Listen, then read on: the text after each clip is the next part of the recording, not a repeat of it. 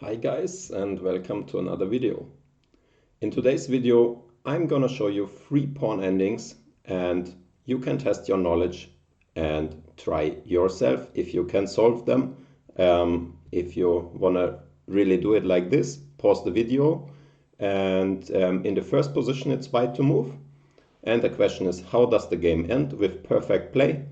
And yeah, what's the perfect play?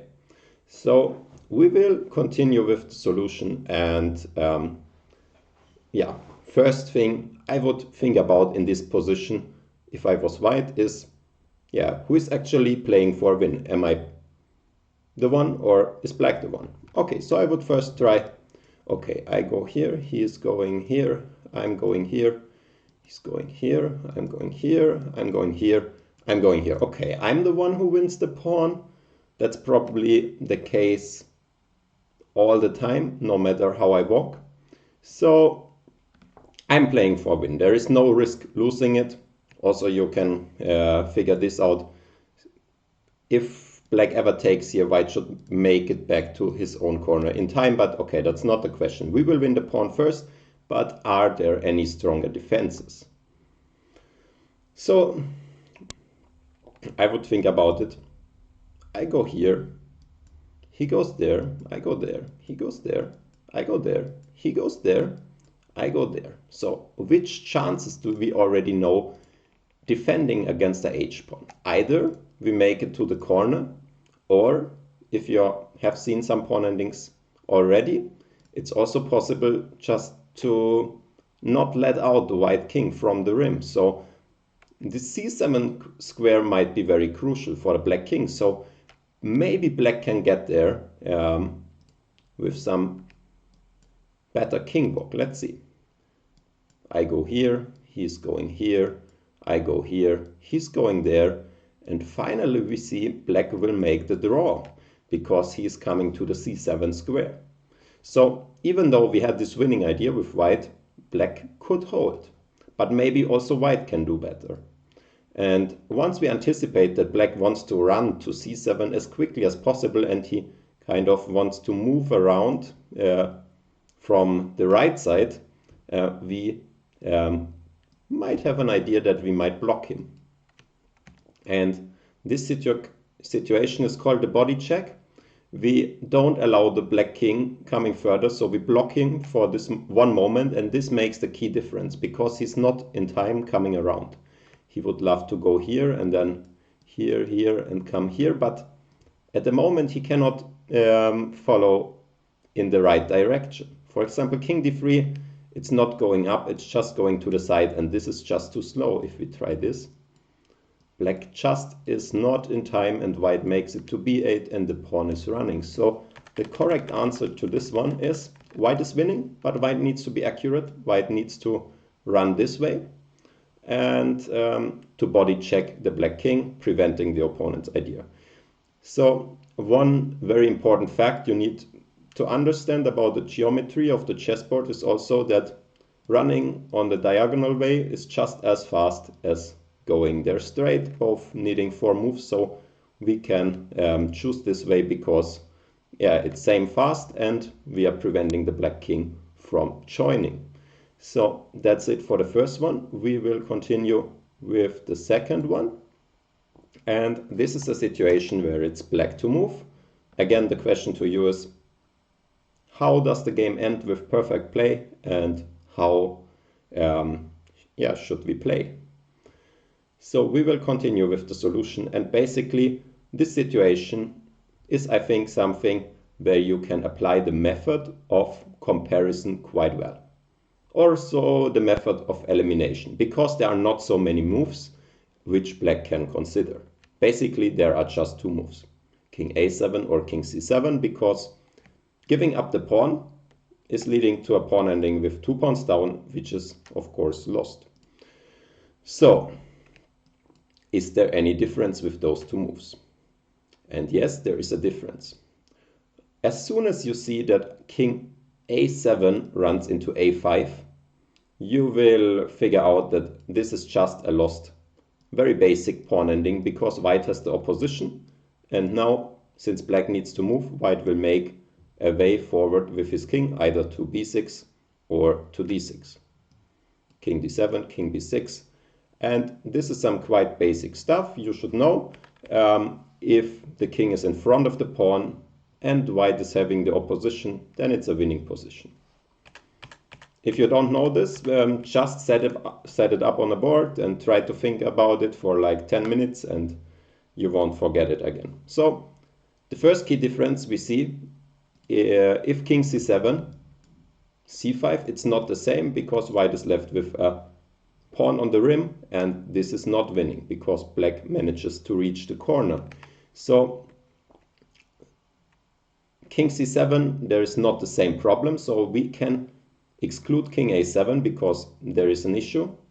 And after king c7, basically, we will need to figure out other difficulties, but in a practical game you could already play this move because you're seeing this one loses on the spot.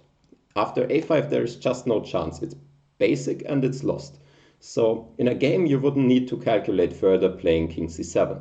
So since we already established that c5 takes is an immediate draw, we need to look for other tries by white. And white could try a5, but in this case we can take and king c6, and the white king doesn't manage to get in front of the pawn and to get the opposition. So this would be a theoretically drawn pawn ending because the white king needs to go back and it won't manage to reach the key squares, and the pawn is going in front and black is easily holding here. So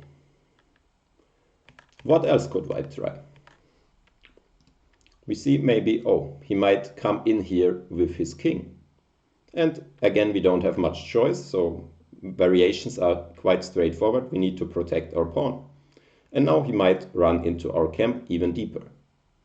And again, now it's time to make a big decision. Should we go king c7 or king c5? If you have not come to this point in your prior considerations, you can pause the video here and try to think about it. And the correct solution is we must go to c7. What's the problem with king c5? There will be a pair of pawns betrayed because black is in Zugzwang. He cannot defend this pawn anymore, and after king c4, king b6, even though it's a pawn on the rim, it will walk all the way down because the black king is not in time. It's blocked by the white king. So black needs to avoid this, so he needs to play king to c7. And after this, white cannot really move the pawn, so he needs to move the king again.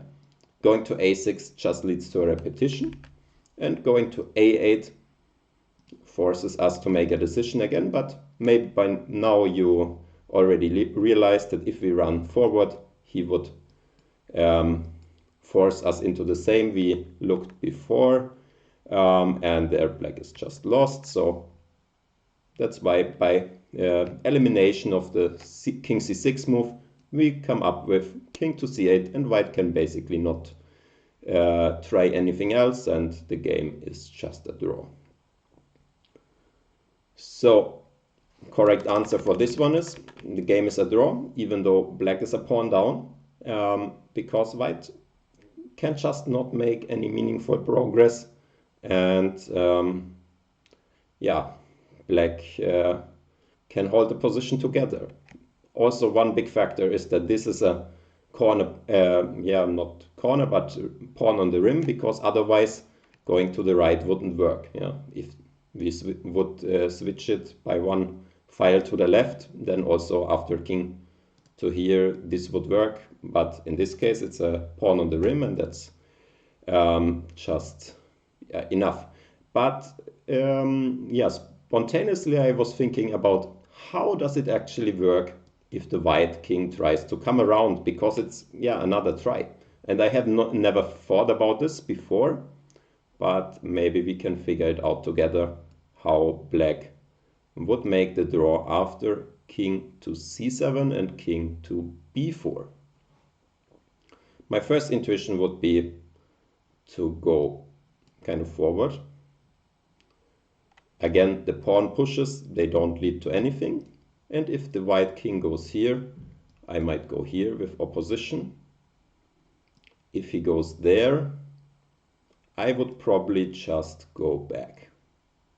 And if he's coming forward, then it's probably quite important, maybe not even important, where we go.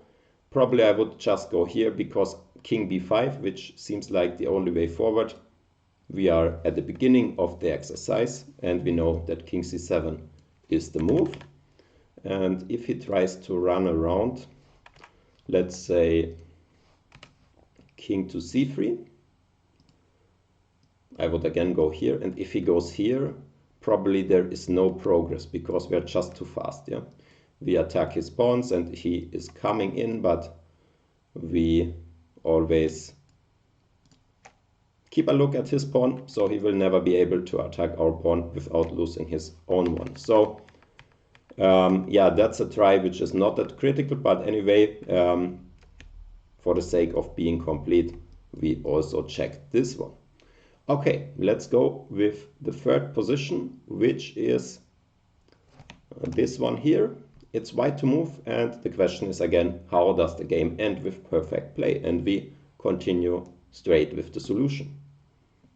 So first we need to realize this is a position of mutual Zugzwang, and we need to be aware that if we attack the pawn on e5, he will play king c4 and we even lose because now we are the one who is in Zugzwang and we lose the pawn and our king is not in time to come back, so white would be just lost.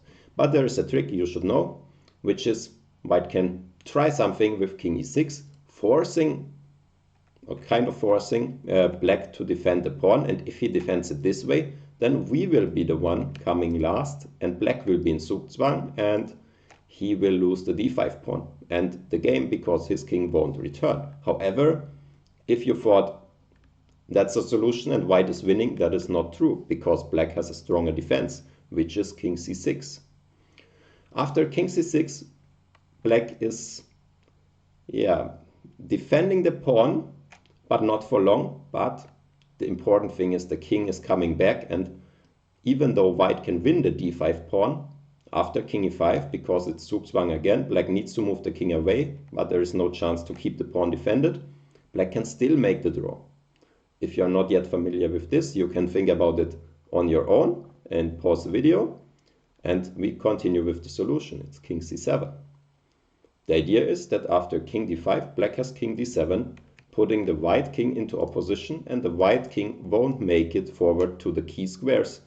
And if white goes this way, black just goes into the opposition again. White won't make any progress except pushing the pawn, but pushing the pawn leads to the problem that the white king is not in front of the pawn, and white is of course not winning this pawn ending. We just go down the line once to show it for everybody who's not familiar with this. How should black draw here? The answer is king must go to d8, so that if the king is coming forward, we have the opposition pawn is coming with check, and then the game is ending with a stalemate.